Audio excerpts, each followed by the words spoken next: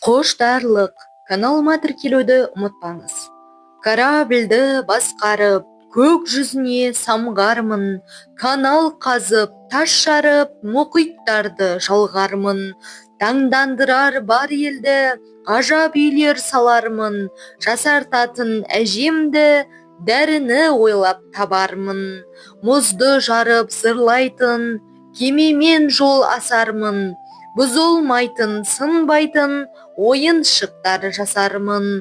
Ертегінің сарайын жер астынан табармын, жұлдыздардың талайын қолыма алып санармын.